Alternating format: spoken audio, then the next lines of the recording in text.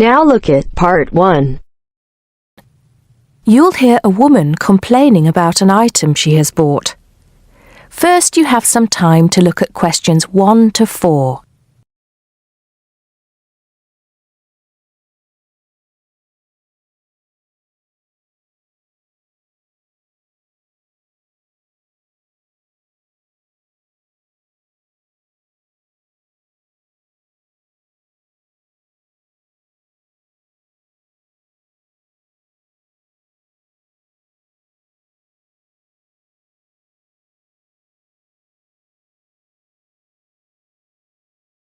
Now we shall begin.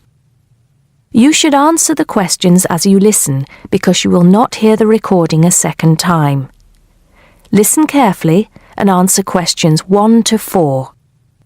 Smart Electricals, Mike speaking. How may I help you today? Good morning. I'm calling to complain about an item I recently purchased from your company. I'm not happy with it. Oh, I'm really sorry to hear that. I'll take you through the company's complaints procedure. I'll need to retrieve your files from our records so that we can discuss the problem properly and find a solution. I'll need to take some details from you first. Is that okay? Okay, but I don't have a lot of time. Will it take long? Not long, madam. Can I first take your name? Yes, it's Susan Yorke. Yorke. Okay. Can I have the address, please? Yes, it's Flat 1, 25 Alpine Avenue. That's ALPINE Avenue, Harchester. The postcode is HA6 5LD. Okay. Next. Could you give me your telephone number? Preferably one that we can call you on during normal working hours. Well, the home one is 01734 525 268. But you're only likely to catch me on that number in the evenings. I usually have my mobile phone with me during the day, though. It's probably best to take that number then. All right. My mobile number is 0781 233 452. And do you have the order reference number on you, by any chance? Well, I have the receipt that the camera came with in front of me. Ah, good. Which number is it? It's a bit confusing. It should be the 7-digit number on the top left corner of your invoice. Let me have a look. I need my glasses. Found it. It's DMX 8443. Thanks. Now, when did you purchase the item? Well, the camera was delivered last Monday, on the 1st of February. I ordered it online about 2 weeks before that, but I can't remember the exact date. If you have another look on the invoice receipt, the date should be there. Oh, yes. Here it is. January the 15th. Okay, I'll make a note of that. So, the item is a digital camera? Yes, it's the Aqua PowerShot model in silver. Thank you. Did you take out any kind of insurance when you bought it? Well, no, it was on special offer. I didn't need to pay any extra for the insurance because it came with a special 4-star policy. Well, it means you're fully covered for at least another 3 years. Before you hear the rest of the conversation, you have some time to look at questions 5 to 10.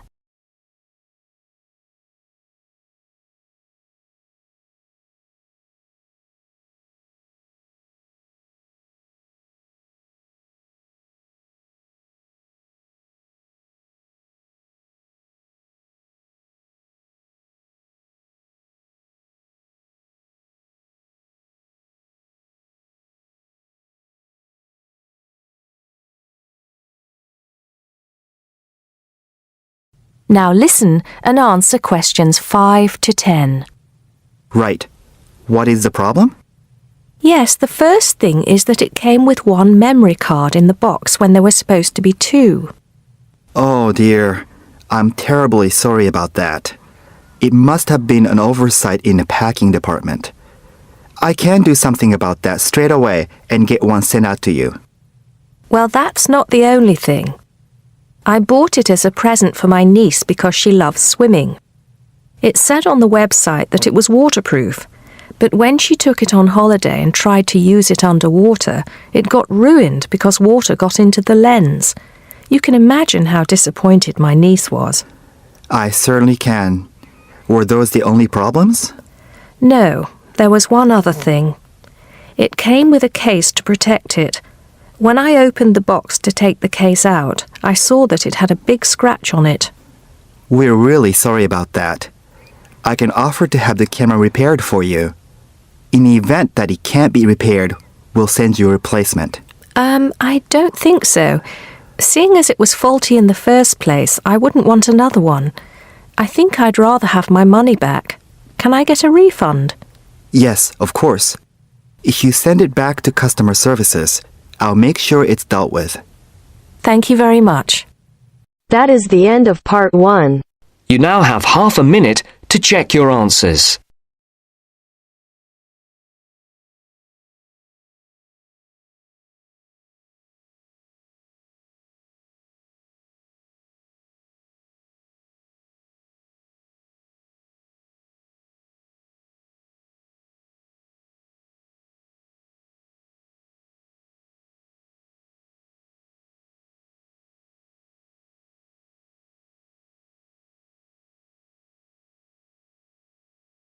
Now turns to part 2. Part 2.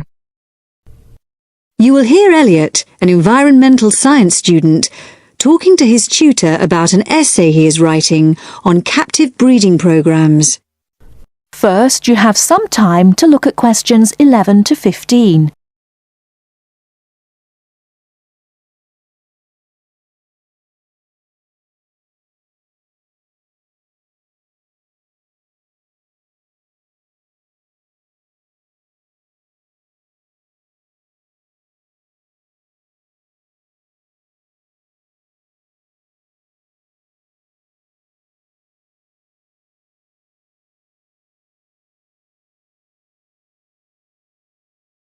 Now, listen carefully and answer questions 11 to 15.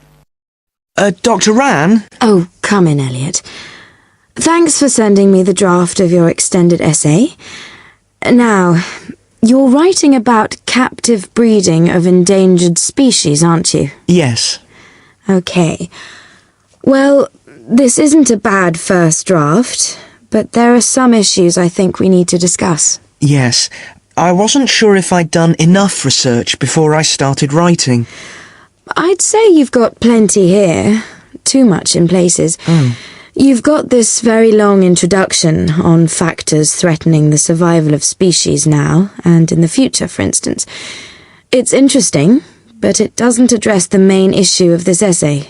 Oh, I thought I needed to give supporting evidence for my ideas. Yes, but only for key ideas.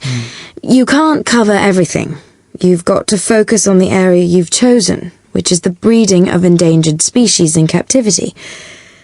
Now, you have lots of relevant material about that, but I think you need to look at the planning of your central section again. At present, it's all rather a jumble. Oh, you mean I need to write it all out again? Well, it's just a matter of moving the things round a bit. Your introduction needs a rethink, as I said. Why don't you just begin by saying what captive breeding is? Give a definition. That's right. Then you should make it clear which are positive points and which are negative ones.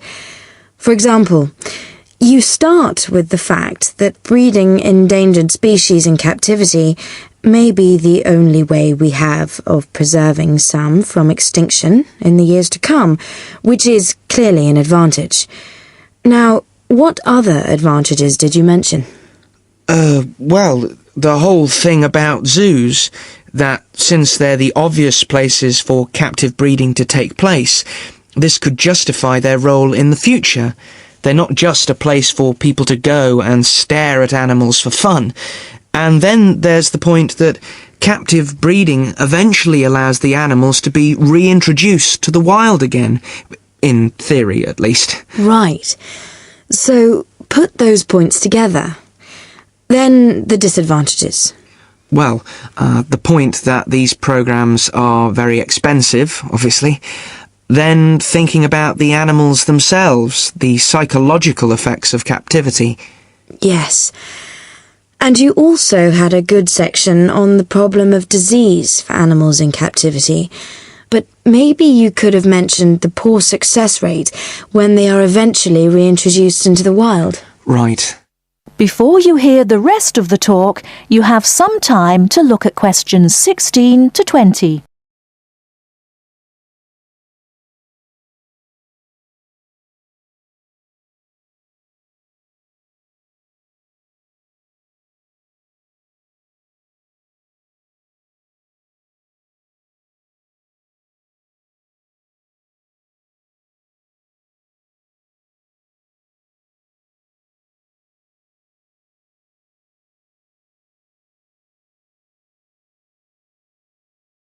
Now listen and answer questions 16 to 20.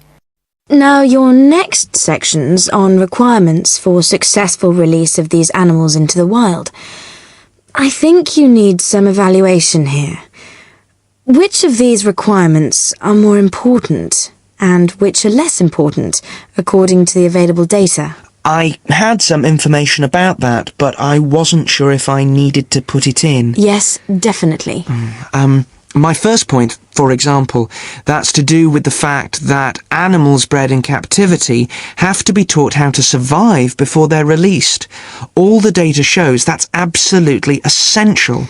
Unfortunately, if they're just released without training, they won't know how to hunt and how to avoid predators and so on. Some articles suggest that it's necessary, actually, to provide food and shelter for the animals after they've been released, at least for the first few months. But the research suggests that this is less crucial to the successful reintegration of the animals.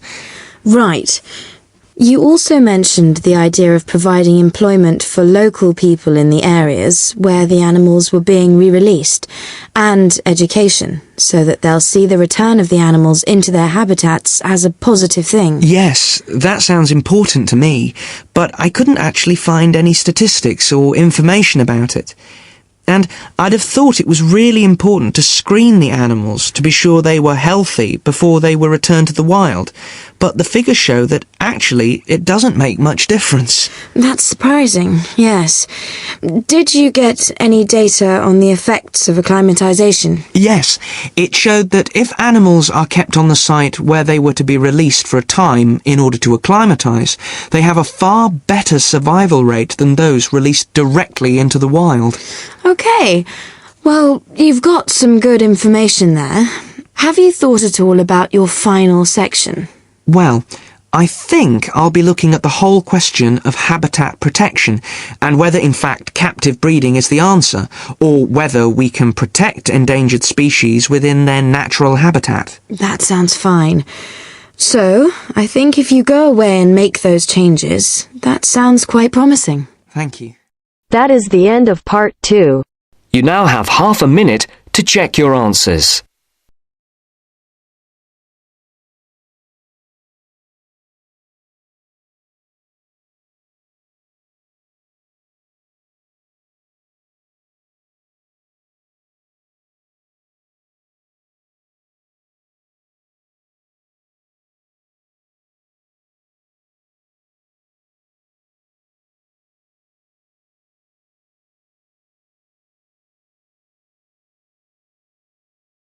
Now turns to part 3. Part 3. You will hear a discussion between two work colleagues and their manager about the restructuring of their company. First, you have some time to look at questions 21 to 25.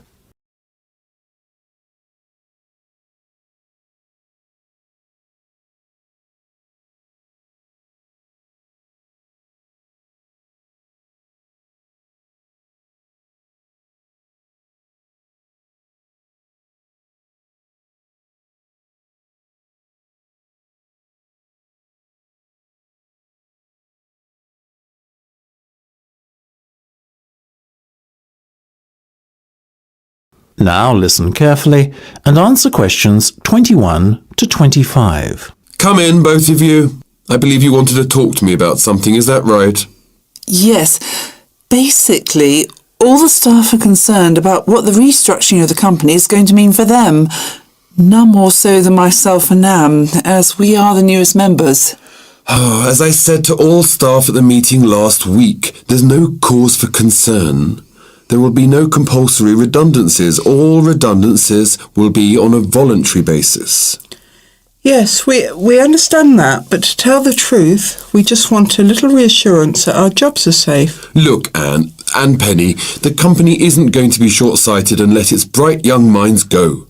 Besides, we've already met our target for the number of voluntary redundancies we want to secure. In fact, there's a waiting list. You know as well as I do that the age profile of staff at this company needs to come down. A lot of our employees are close to retirement age and are just going through the motions until they can take their pensions. That's why we decided on this redundancy initiative. We want to encourage those that would be happy to leave to do so and employ younger, more motivated staff. I guess that makes us feel a little better, but we're also worried about the upcoming salary review. What will it mean for us? Given the fact that the company's motivation for this restructuring initiative is not to cut costs, again, you needn't be worried that there will be a negative effect on your salaries. We are running a very profitable business and we will reward our top performers in the upcoming review.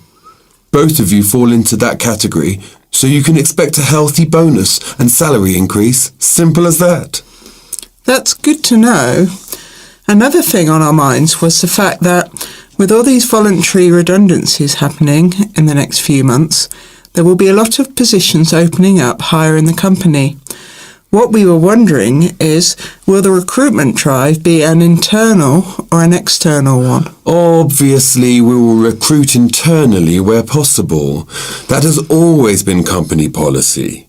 So, if you're asking me will there be opportunities to gain a promotion in the near future, then the answer is very definitely yes. The type of candidate we would be looking for has a proven track record and is performance-driven. How can we improve our chances of getting promoted then, when the opportunity arises? Well, in the meantime, be prepared to take on additional responsibilities, especially those relating to the management of other members of staff. Obviously, the higher up you go in the company, the more involved you'll be in managing people. What the management team is looking for then is proof that you can work effectively with and manage other members of staff. Before you hear the rest of the discussion, you have some time to look at questions 26 to 30.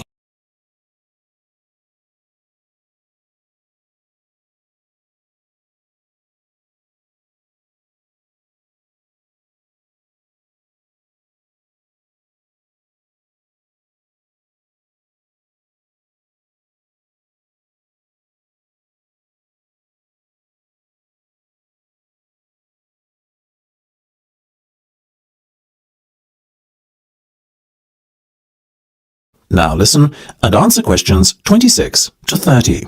One more thing. Go on. This project you've given us to manage, is it a test of our abilities? I guess you could say it is a test of sorts, but look at it more as a chance for you to prove yourselves. Actually, now that I have you both here in private, can we talk about that a bit? Of course. Okay, Penny, let's start with you. Has the timescale been agreed yet? Yes. You said we have a total of 8 weeks to bring the product to launch. So we've decided to allocate 3 weeks at the beginning to product research and prototype testing. Very good. Then after that, we are going to spend a further 3 weeks formulating our marketing strategy and doing some research and testing on a sample of the target market itself to get some feedback. And presumably the last 2 weeks will be devoted to the launch?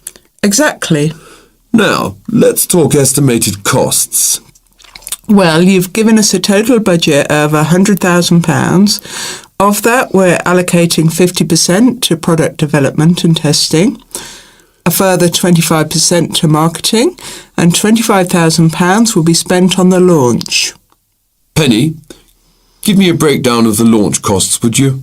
Sure. £10,000 will be spent on hiring and decorating the venue, £10,000 will be spent on promotional work, and the remaining money will be used to pay for catering and administrative costs. I'm very happy with that, to be honest. As I said, you guys should stop worrying. You're doing a fantastic job, so keep it up. That is the end of part 3. You now have half a minute to check your answers.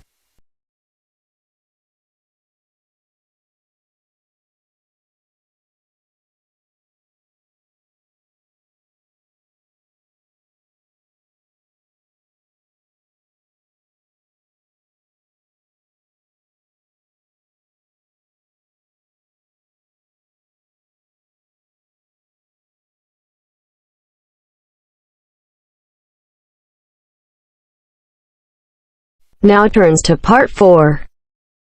Part 4. You will hear part of a lecture about a place called Pbxgill. Listen carefully and answer questions 31 to 36.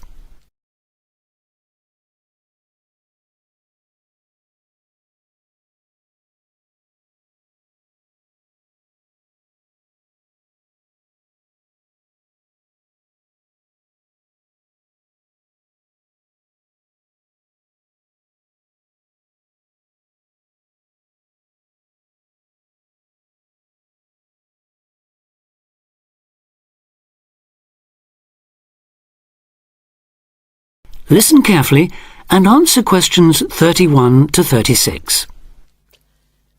Good afternoon. Today, we're continuing this series of talks on the development of the Australian outback with a look at Pbxgill, the desert town of opal mines and underground living, which lies 860 kilometres north of Adelaide and 690 south of Alice Springs. The inaccessibility, harsh climate and almost total lack of water made it a highly unlikely place for human habitation.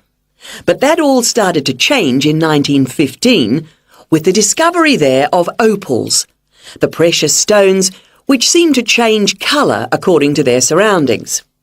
Settlements were established following the First World War, when soldiers returning from the trenches of France brought with them the techniques of living below ground in dugouts. The depression of the 1920s and 30s led to many prospectors leaving, but the town boomed again in the late 1940s when shallow new opal fields were discovered, and immigrants from Europe arrived in large numbers after the Second World War. It must be remembered, though, just how hostile conditions were. Daytime summer temperatures reached well over 50 degrees centigrade, winter nights were bitterly cold, and dense dust storms regularly blanketed the town. To cope with this, more and more people began living in disused mines and purpose-built subterranean houses, where the temperature remains at a comfortable 25 degrees all year round, so that eventually around 70% of the town's inhabitants had made their homes beneath the surface. This led to the construction of hotels and even churches below ground, as well as an entire underground shopping centre, the only one in the world. Now listen carefully and answer questions 37 to 40.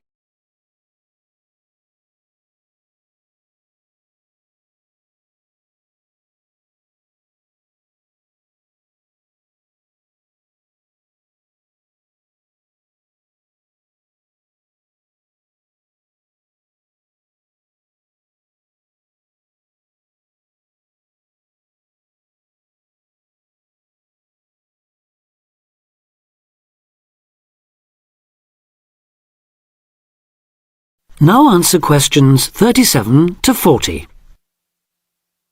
Perhaps not surprisingly, this has now led to the emergence of a secondary industry, tourism. Increasing numbers of visitors come to see the tunnels and the caves with their ventilation shafts, the weird machines lying about in the town, and, just beyond it in the scorched red desert, The conical hills thrown up by the world's biggest opal mines. It's a logical stopping place for travellers too.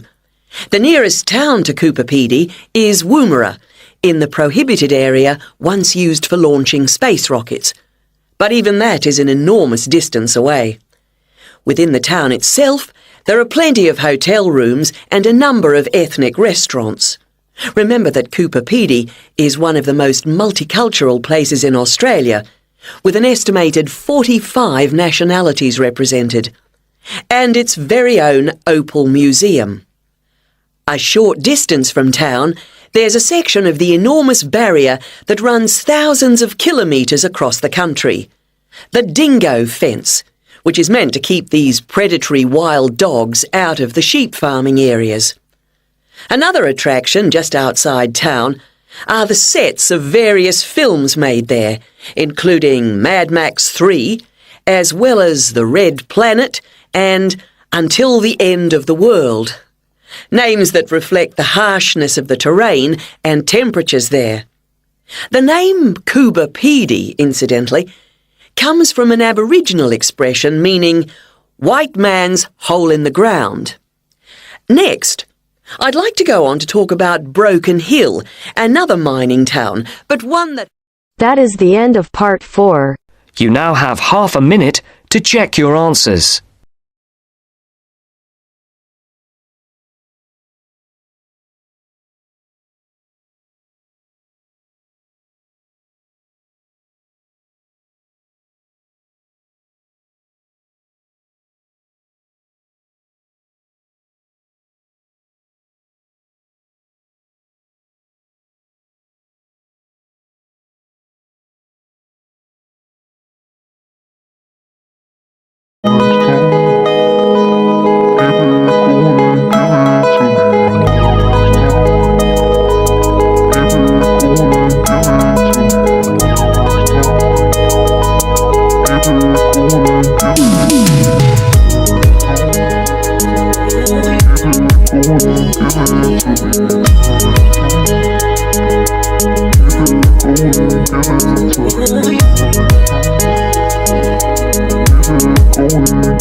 Give it to me.